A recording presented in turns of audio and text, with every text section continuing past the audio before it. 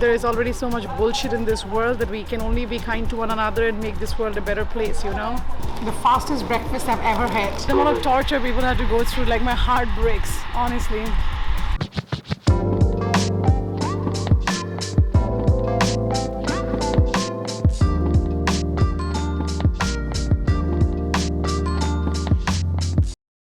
Hey you guys, how you doing? Welcome back to my channel. My name is Rinima and you know me, hopefully. But yes, I hope you have been enjoying the last couple of episodes from South Africa's vlog. We are not done yet. I mean, we are halfway through. So I thought I will come check in, say hello, and also kind of walk you through today's episode because it's just so special to me, this one. Good morning, you guys, to day 7 of my vlog in Cape Town. We are here at the Nelson Mandela Tower. So basically, you know, Nelson Mandela was in prison for 27 years. We are going to go see the prison. I hope this car doesn't run me over.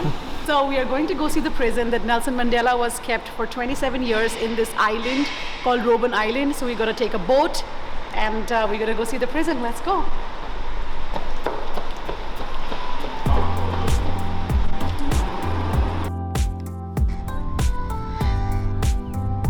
Hi, could I do a slice of cake?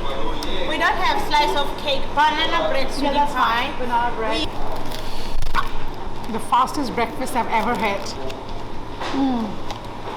It was my last day in Cape Town and we kind of extended by 2 days just so that I could do what I'm going to do in today's episode, which is basically visiting Robben Island.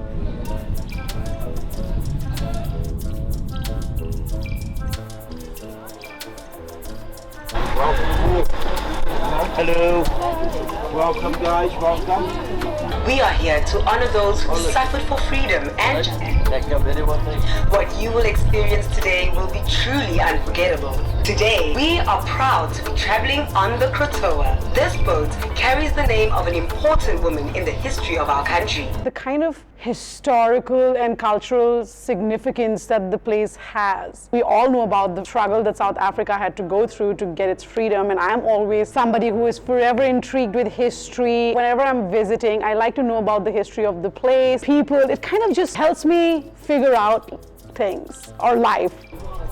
And you board a ferry and you go 12 kilometers off the coast to go see Robben Island, where Nelson Mandela, who is basically the first South African president, and along with a few other amazing people, were imprisoned there unfortunately for years together. And I think what transpired there just speaks a volume about the resilience of South Africans and their perseverance and belief and their fight for justice. Like, I love all of it. It takes about 30 minutes to get here on the boat, maybe lesser, I don't know. I was so immersed in the video that they were playing, talking about the history of Robben Island, of how the Dutch, the Portuguese, the Brit, the Germans, the Japanese, the amount of torture people had to go through, like my heart breaks, honestly. But again, they fought and today we are free, you know what I mean? About 400 years ago, Robben Island was used as a place for banishment, isolation and imprisonment. All those people who were regarded as political troublemakers were banished to the island.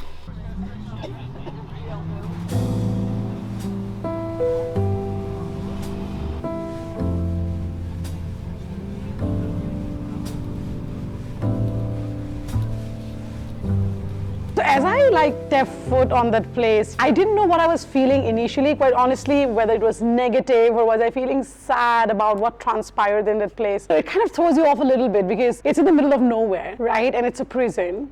Prisons by itself are scary and dingy. So when we were spoken about things that they had to go through and the struggle that they had to face, it goes back to 17th century, when back in the day, the Dutch would use Robben Island as a port, mainly because of the fact that it was a good trading spot.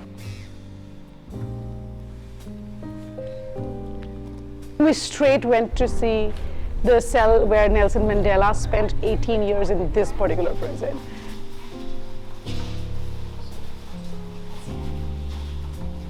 Cannot stop thinking about the spirit of a person who fought for 27 years despite of facing such harsh life, you know what I mean? And we tend to give up so fast. I felt so little at that point because I'm like, oh my God, I'm so grateful about the life and the world that I live in currently, as opposed to what people have been through just a few hundred years ago. It's very humbling.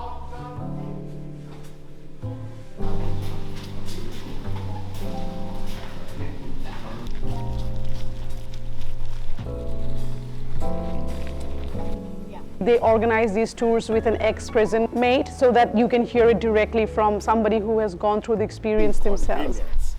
That may happen here on Robben Island. To shoot, to kill. The names of former political prisoners, which is 400 grams on bread, colored and Asian political prisoners. You guys saw the lady who welcomed us in the bus for the tour, kept talking about other landmarks within the prison of Robben Island, and one such place was the limestone quarry. That was the place Mandela, along with his other cellmates, would get together and just have intellectual conversation. There are certain people who spent their entire life in this prison because they have been there for 20 years, 25 years, 27 years. Some of them did not have education, so the only way for them to learn anything was to kind of indulge in conversations with people who would have had education and you know what I mean? So they shared knowledge. This was the very place apparently where the resistance against apartheid, like the whole unjust system that would oppress them, they kind of spoke about resisting it and rebelling in this specific place. She also spoke about how just a couple of years ago, a bunch of all the ex-cellmates who are still alive got together in that specific spot and they remembered of what they have been through to kind of bring freedom to the country. I mean, South Africa is they just keep getting, I wouldn't say better because these are such worsening conditions, but you know, the more you learn about this country, the more you fall in love with it. Guys, we just finished 2-hour tour with an ex-prison mate. I couldn't be more sadder, honestly. You know, I'm already a very highly sensitive person and just this makes me sad. And I feel it because I come from a country which has been ruled by multiple invaders in the past. My own countrymen has gone through shit, so my heart goes out. And I deeply empathize with everybody who has been through this, and I hope you do too. There is already so much bullshit in this world that we can only be kind to one another and make this world a better place, you know? On that note, Tian has to go back to Joburg because I'm flying to Victoria Falls tomorrow and he's not coming with us. So I'm ending my Cape Town vlog now and just gonna take some space for myself and the husband for tonight and for whatever rest of the day I have tomorrow. I really wish you all a lot of happiness, a lot of mental peace and good mental health, good physical health, and may everyone be equal. You know what I mean? Goodbye, you guys. I will see you all in Joburg.